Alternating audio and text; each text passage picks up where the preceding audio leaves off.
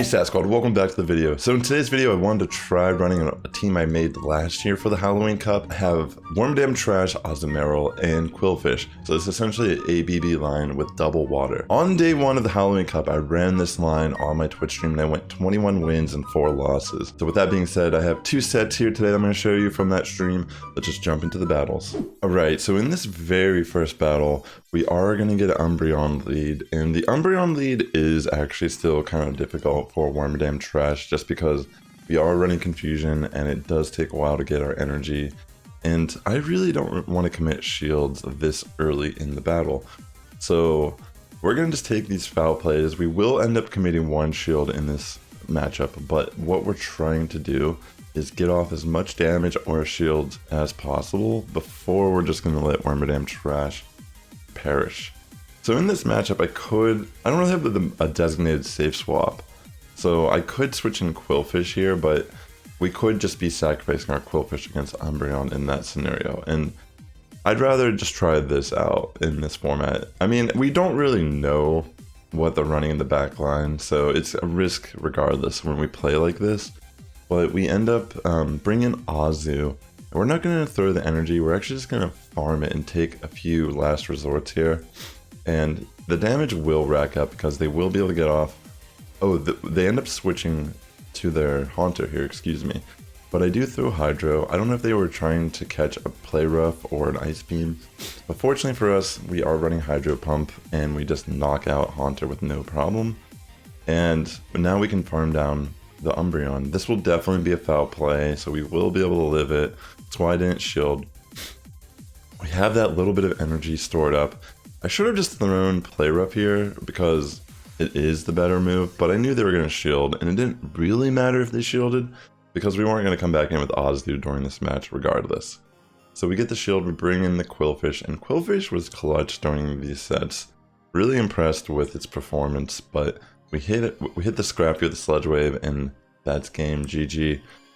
By the way, do we have any Star Wars fans that watch this channel? Are any of you excited about the Obi-Wan show coming out in May next month? Or are any of you playing the Lego Star Wars? Let me know in the comments below. But in this next battle, we end up getting the Coffin lead, and this one will be a little difficult for us just because Coffin's super bulky, and the ghost moves are going to be racking up a lot of damage against Wormadam Trash here. But I'll try my best to get off damage, and it seems that they are just going to throw straight Shadow Balls here, and I will commit the shields. So I think what I end up doing here is I end up like freaking out and switching out, which in hindsight maybe not the best call because we don't really know exactly what is on their line yet, but they end up having a Galarian Lanoon here. Now that was kind of spicy. So we know it has Gunk Shot, but at this point, I just assumed that Azu coming in was probably my best bet. But unfortunately, we cannot get to the Play Rough before we take a Gunk Shot. Obviously, we're gonna live that, but that's still a lot of damage that we don't appreciate taking here. And this match is gonna become a lot more difficult because now we have a Nidoqueen we have to deal with in the back. And while it might have been a decent idea to try to preserve our Wormadam Trash, we do struggle a bit with Nidoqueen depending on the scenario, and they make a great switch there as well, and they catch my Iron Head with their Coffin. I do feel like that was still going to be really close for us, but really great switch on their end, GG. So in this next battle, we do get a Shadow Nidoqueen lead. That is our best case scenario, I feel, majority of the time, is if we can get the Nidoqueen lead to line up with Wormadam. But they end up switching into their Umbreon, so I'm going to bring in my Azumarill and just completely wall this Umbreon. So we are going to throw the Play Roughs because I think I'm in a situation where I'm like, I can either farm it in a way where I don't have a lot of health for Nidoqueen to farm, or I can just try to have enough HP that I can kind of contest the Nidoqueen a little bit with even Azu.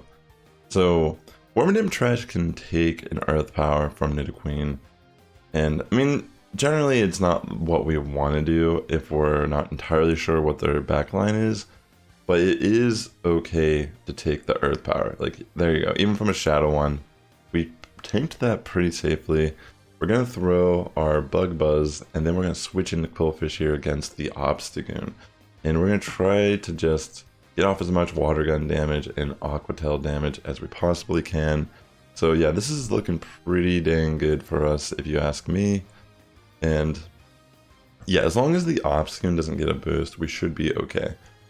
And yeah, there we go. At this point, Obstagoon will get knocked out here, and we are going to secure this win with our little Qwilfish. Yeah, I really liked this line. It was really fun. This was actually insane still, but because we have this shield, we are safe from getting knocked out. And I think they just top left after they throw the Earth Power here. Maybe if they would have baited, they could have potentially flipped that, but I'm not entirely sure they really had that enough energy. This battle is insane, by the way. So Galvantula, probably one of the bigger threats to our line, and while Wormadam Trash can still do a decent matchup here, based on like if they're gonna bait, if what they're throwing move-wise, and if I shield, blah blah blah. This is still a very scary Pokemon for our line because we have double water, and you know, we're not really gonna have the best case scenario. So I make a crazy call where after the Galvantula threw their energy, I switch into my Azu, and I'm gonna just try to get as much damage off as possible. And I don't shield the move, and they end up throwing a lunge, which is pretty significant here. So they did reduce my attack, which obviously is not that great, but we are able to come out with more HP. But it doesn't really matter because Drapion just melts us anyways. But we do have 2 shields with our Qwilfish. So can Qwilfish secure the win here? Let's find out. We're going to get an Aqua Tail off. And yeah, at this point we can kind of farm it, and we make an amazing sack swap with our Wormadam Trash. Let it die to the crunch, and at this point, it's... Okay, now this is still insane, because we're facing Mandibuzz, and I was like, how am I going to win this? I mean, you just saw how much damage that did. So I'm just going to throw the Aqua Tail, and fortunately, they shield the very first move, and I really couldn't have won this in any other manner. Like, if they had to pretty much shield the Aqua Tail, but we connect that Sludge Wave, we're able to get that farm down, and we can farm down the Drapion. That battle was so crazy. Yeah, amazing. GG, by the way. So in our next battle, we get a Scrafty lead. Scrafty can be a little bit of a nuisance for Wormadam Trash, so what we're going to do here is actually safe swap to Qwilfish, and because we were trying to scare the Scrafty out, so we can later on line up Azumarill with the Scrafty. They do end up switching out to their Ariados. I love this shiny, by the way. I mean, are there any shinies that you're currently hunting in the game that you have not got? I honestly have been trying to get the Yungos shiny, but no luck so far. But yeah, so this is actually not terrible. It would have been amazing not to shield that cross poison, but at the same time, having a little bit of HP is probably a good thing here. So this forces Scrafty to throw a move, and that's good because not only are we going to expel the energy from Scrafty, but we can line up our Azumarill with Scrafty, which we have nothing to fear here. And it is an Acid Spray Scrafty. So yeah, I mean, normally you don't see that, but I guess in this scenario it could be a little scary with the Wigglytuff in the back line. But yeah, we're able to safely deal with that scenario. We switch out, and yeah, it's not that big of a problem.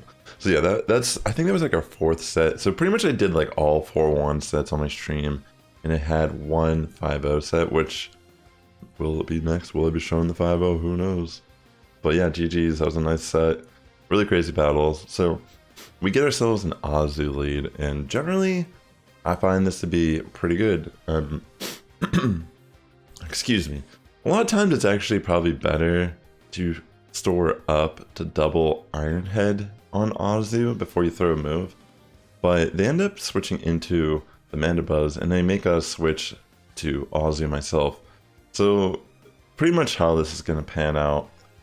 I mean, I'm not going to really shield the Mandibuzz. I'm just going to throw my Play Roughs, and they won't. It will do a nice amount of damage, but I'm going to have to throw 2 Play Roughs to knock out Mandibuzz here. And more than likely, they're not going to want to like preserve their Mandibuzz, and they're going to want to just bring in Azu. So they actually are able to wait out the timer there, because this is kind of like a stally match with like these bulky Pokemon. And I will throw Play Rough on the opposing Azumarill. In comes my Wormadam Trash to catch the move. We make an amazing call, and we do end up catching the Play Rough, which is sick. I love that. And at this point, I'm going to just kind of go for a little farm down, but our opponent decides they've had enough and they quit. Alright, so in our next battle, we do get a Nidoqueen lead, and this is great for us. I mean, like I said before, we can take Earth Power. We don't really need to even predict necessarily, and our confusions are so strong that we're going to just be able to farm it down and threaten with a move, and they're not going to want to deal with that. They bring in, I'm low in Marowak after taking my Iron Head, and I switch in my Qwilfish. So I decide, maybe in case it is like a Shadow Bone, I should shield. I would be down to take one Bone Club, but yeah, that's just too good for us that they didn't even shield here either. And then they end up having Frostlass in the back line, which unfortunately for them isn't going to be the best answer for the rest of my team. So I think what I end up doing here is I just, oh, they're trying to farm extra energy, and I'm just throwing moves and all that jazz. But I'm going to bring in Wormadam Trash as kind of like a sack swap, and they end up just top lefting as well. Wow, I didn't even remember like that many people top left during this set. Okay, so in this match we get a Frostlass lead. This is great. I mean, the only thing Frostlass can do is throw Shadow Balls at me, and even then, we're going to be a little bit more of a threat back to them. So they're going to switch into their Mandibuzz after throwing that Shadow Ball, and I will bring in my Azu in on the Mandibuzz. This is definitely our best matchup for Mandibuzz, and yeah, we're so bulky. This is an XL Azu, and I'm just going to be taking those Aerial Aces for days, and I'm going to throw Play Rough right back at it. And yeah, these are just such bulky matches, but you can already assume how this is going to happen. I mean, will they shield? Probably not. I'm not going to shield. Like, there's really no reason they should shield this. They should, I mean, they could try to flip the timer. That's probably their best case scenario, is like try to like misalign the match. And that's actually what they will try to do. So they do shield and switch out into their Grand Bowl. I do switch into my Wormadam, and I get off my Iron Head to get one shield. And yeah, this could look really bad, but the thing is I have a Qwilfish in the back line, and my Qwilfish is a poison type, baby. So we're gonna get hit by the crunch. Unfortunately, we get hit with a defense drop, which I was a little nervous that this was gonna be the end times. But fortunately, we are still gonna be able to pull off the win here, just because having that shield is all we really need. And I make this crazy like sack swap, which is just, this whole situation here is actually kind of crazy, because I end up shielding this. Like my logic behind this play is primarily that I actually can farm down Frostlass. Okay, hold on. I remember. I've messed that up. Okay, so I messed that up. I should have just let Azu die and tried to farm down with Qwilfish on the Mandibuzz. I don't know what I was thinking. I just thought like, oh, I can pull this off. You saw how close it was, right? But because Water Gun registers before the Frostlass's charge move, that's why I won that battle. Oh my gosh, pretty insane. Like I said earlier, Qwilfish straight up clutch in some of these battles. Alright, let's continue on here. Alright, so in this next one, we get the Coffin lead again. Is this a redemption match? Can we pull off a win against the Coffin? So let's see here. This one actually ends up being the Dark Pulse variant, which, again, probably maybe even smarter to be throwing the Dark Pulses over the Shadow Ball. But what I'll end up doing is I'll throw that first Iron Head, and I'm going to actually switch into Azu. I'm just kind of like, I'm not really sure what to do here, I guess is what I'm trying to say. And I get greeted with a Jellicent, and oh my gosh, this is seriously one of the worst things I could possibly run into right now, I feel like. And I'm like, I don't even know. I honestly thought, I think on my stream I considered top lefting when I saw it. I was like, there's no way I'll win this. How am I gonna possibly win this? How? But I'm just gonna stay in, I'm just gonna keep throwing my moves. They're not shielding, and I'm like, why are they not shielding? Okay. So Yeah, at this point, I'm just kind of like, I don't want to get by a Shadow Ball. What do they have? They have the Nidoqueen, alright? So, this is crazy, because obviously I have no shields, they have 2 shields. How could I possibly do anything here? I'm going to throw double Aqua Tail, and I end up getting both shields from Nidoqueen, which is huge, by the way. And this is bad, because we're about to get knocked out, so what can I possibly do? I'm going to bring in Wormadam Trash, and make a sack swap on Azumarill. And I'm able to sacrifice my Azu and live, have the charge move. And I'm able to, I overtap here too, which is insane. But I still get off the Iron Head and I pull off the win against all odds because it actually kind of worked out because I had 2 Iron Heads because of that way that played out. But yeah, that was insane, chat. I mean, not chat, you're not chat, you're YouTube, sorry, excuse me. But yeah, crazy battle. I was really blown away that I was able to pull that off. But yeah, in this next battle, I think this is potentially the final battle of the stream. Oh my gosh. We get the Obstagoon lead and they switch in Wigglytuff. And I'm gonna switch in my Qwilfish in on the Wiggly.